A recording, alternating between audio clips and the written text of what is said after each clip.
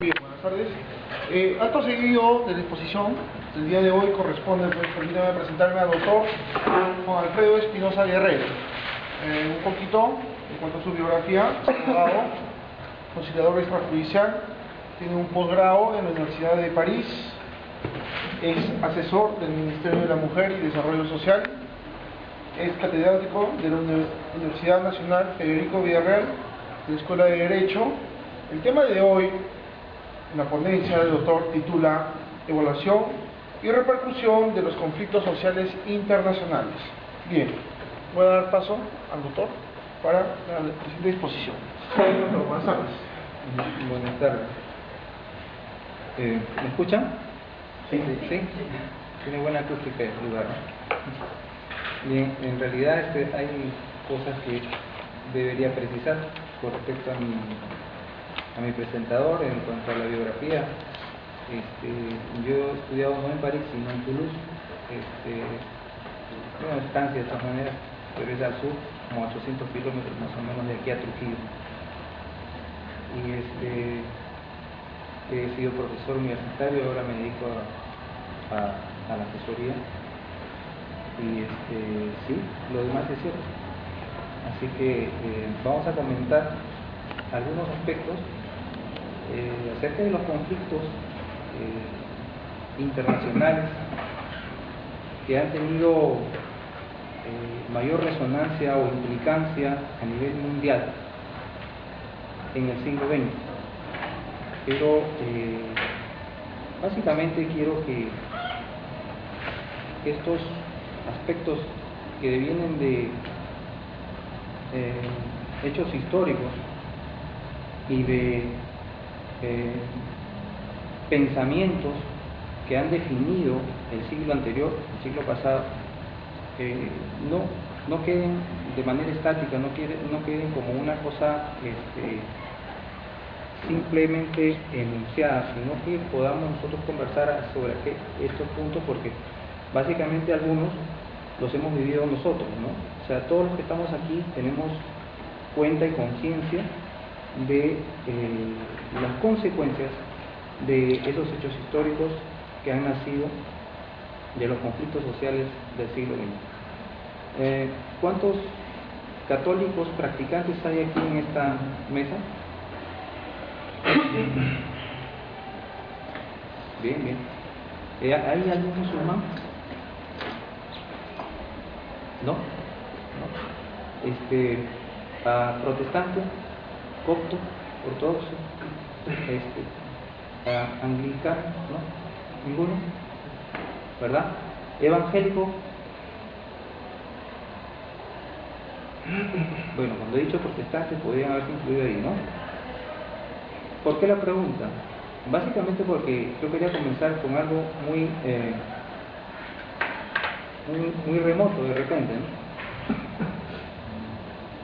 Los conflictos, seguramente, como habrán estudiado o habrán revisado en este diplomado, son de diferente motivación y causa. Los seres humanos por naturaleza tenemos serias contradicciones. Como diría el poeta Rubén Darío, estamos hechos de mala levadura. Así que hay tendencias que nos llevan, incluso según algunos filósofos del siglo XX importantes, como Jean-Paul Sartre, a la autodestrucción.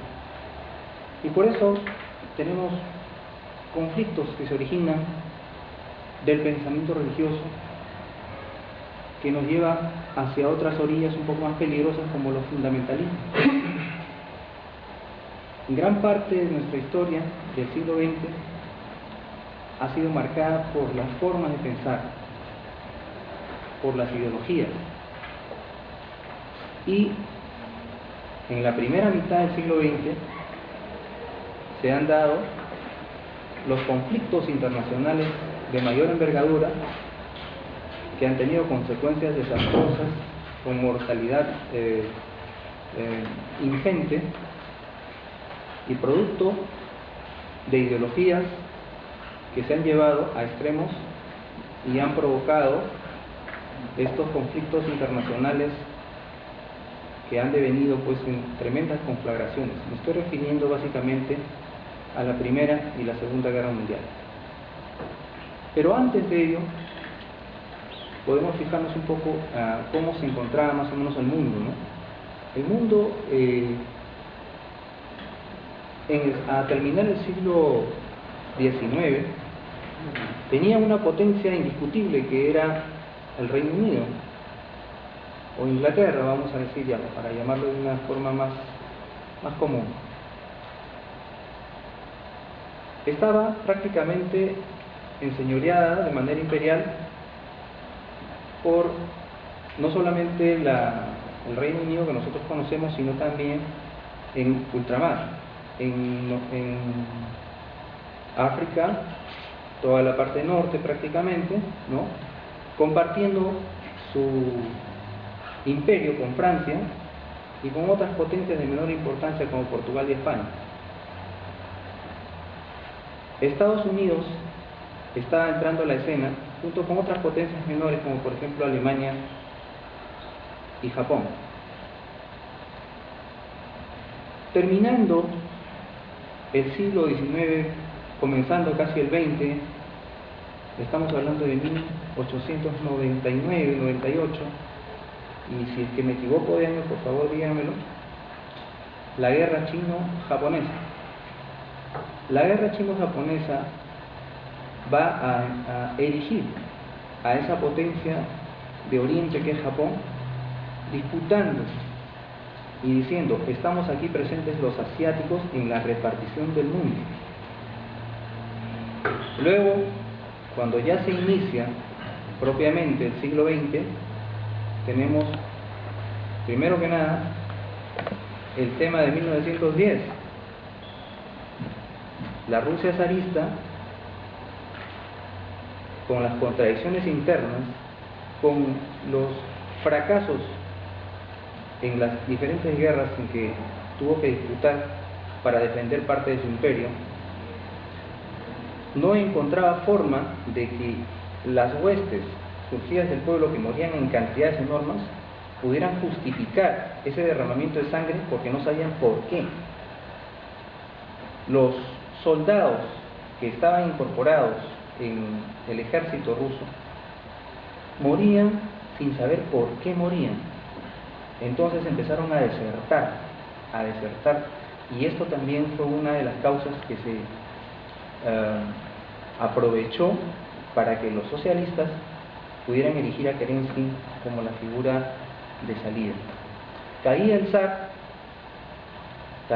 en 1917 y bueno, la historia después es conocida. Internamente, la Rusia soviética trata de instaurar un régimen de partido único, trata de hacer la revolución en un país que curiosamente no era desarrollado, era un país agrícola de gran extensión, pero que no tenía ni por asomo el desarrollo tecnológico que supuestamente haría pues que las contradicciones del proletariado pudiera llevar al poder a esta clase y pudiera ser del partido único el que comandara pues la revolución. Pero de todas maneras, Stalin, con mano de hierro, se estaciona bien en el poder y empieza a combatir a sus enemigos. En primer lugar, aquellos que eran más importantes, como por ejemplo León Bromstein, que todos conocemos como León Trotsky, ¿no? Acabando con su vida en México, como ya conocemos históricamente. Entonces, esto son hechos históricos, realmente nos dicen algo acerca de la conflictividad interna que se vivía en estos países. Hemos mencionado el hecho histórico de la toma del poder por los comunistas, primero los socialistas y luego los comunistas en Rusia, ¿no? En realidad, Rusia, como repito, es un país bastante grande y con diversas nacionalidades internas. No se olviden que en 1940, por ejemplo, se incorporan, ¿no? Porque realmente Rusia, al pactar con los nazis, ¿no? Al dividirse un poco el mundo, se incorporan tres naciones bálticas, ¿no? Letonia, Estonia y Lituania, y constituyen un gran volumen, digamos, de la Rusia continental más cerca de Europa, y logran engrandecerla más. Me salto un ratito acá a prácticamente las postrimerías del régimen ruso, ¿no? Soviético.